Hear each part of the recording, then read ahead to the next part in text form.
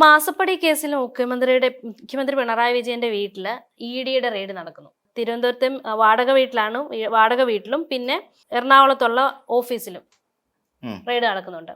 Raid പുരോഗമിച്ചുകൊണ്ടിരിക്കുകയാണ്. ഇതിനെതിരെ പ്രതിഷേധങ്ങളൊക്കെ വന്നുകൊണ്ടേയിരിക്കുന്നുണ്ട്.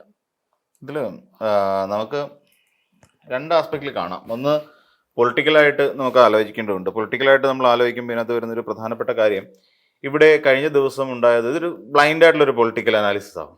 അതായത് കഴിഞ്ഞ ദിവസം വി.ഡി. സതീശൻ എന്ന് പറയുന്ന കേരളത്തിന്റെ മുഖ്യമന്ത്രി നരേന്ദ്രമോദിയുമായും അതോടൊപ്പം തന്നെ അമിത്ഷാ തുടങ്ങിയവരുമായി കൂടിക്കാഴ്ച നടത്തുന്നു. കൂടിക്കാഴ്ച നടത്തിയതിനു ശേഷം അവിടെ കേരളത്തിന്റെ പൊതുവിവരങ്ങളെല്ലാം സംസാരിക്കുന്നതിന് വേണ്ടിയിട്ട് തന്നെയാണ് ഈ പറയുന്ന ഈ രീതിയിൽ ഒരു കൂടിക്കാഴ്ച നടത്തിയെന്ന് പറയാം.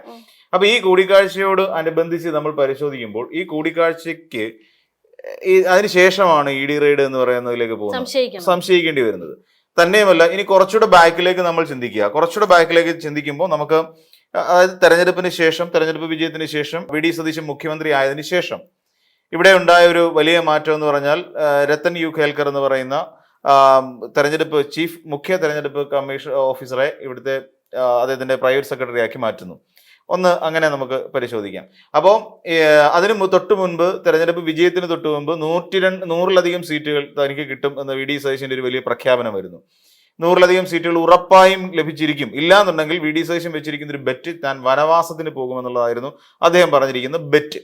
അപ്പം ഇതെല്ലാം നമ്മൾ കൂട്ടിച്ചേർത്ത് വായിക്കേണ്ടി വരും. ഇപ്പൊ ഈ ഇ.ഡി. റെയ്ഡ് ഉണ്ടായത് എന്ന് പറഞ്ഞു കഴിഞ്ഞാൽ വളരെ പെട്ടെന്ന് ഉണ്ടാകുന്നതല്ല. ഒരു ഇ.ഡി. റെയ്ഡ് എന്ന് പറഞ്ഞാൽ ഇന്ന് നോട്ടീസ് ഇട്ട് നാളെ അന്വേഷണത്തിന് അല്ലെങ്കിൽ റെയ്ഡിന് പോകാൻ പറ്റില്ല.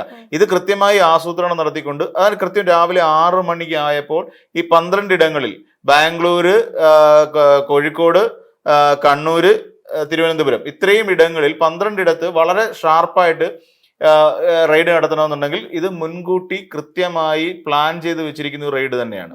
അതായത് മുഖ്യമന്ത്രി പിണറായി വിജയൻ പ്രതിപക്ഷ നേതൃസ്ഥാനത്തേക്ക് മാറിയ സമയത്ത് തന്നെ ഈ ഒരു അടി ഉണ്ടാവണം. അത് ഇന്നത്തെ ദിവസത്തിന്റെ ഒരു പ്രധാനപ്പെട്ട പ്രത്യേകത, ഇത് കഴിഞ്ഞു വരുന്നതെല്ലാം കോടതി അവധി ദിനങ്ങളാണ്.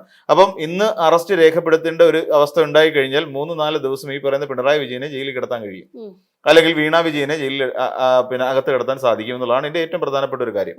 ഇവിടെ നമ്മൾ ഒരുപക്ഷെ അറസ്റ്റിലേക്ക് നീങ്ങിയേക്കാം എന്നുള്ള രീതിയിലും പോരുന്നുണ്ട്. അപ്പം റെയ്ഡുകളെല്ലാം പൂർണ്ണമായി അവസാനിച്ചതിന് ശേഷം മാത്രമേ അതിന്റെ നടപടിക്രമങ്ങളിൽ നമുക്ക് അറിയാൻ സാധിക്കുകയുള്ളൂ.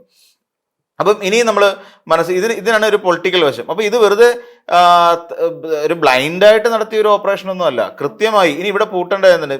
ഇവിടെ നമ്മൾ നോക്കിക്കോളൂ, കുമ്മനം രാജശേഖരൻ ബാക്കി ഇവിടെ കിടന്ന് കളിച്ച് ബി.ജെ.പിയുടെ എല്ലാ നേതാക്കന്മാർ കിടന്ന് കളിച്ചിട്ടും, അല്ലെ രാജീവ് ചന്ദ്രശേഖർ ഇറങ്ങി കളിച്ചിട്ട് പോലും പിണറായി വിജയനെ ഈ കഴിഞ്ഞ ദിവസങ്ങളിലൊന്നും പൂട്ടാൻ കഴിഞ്ഞിട്ടേ ഇല്ല.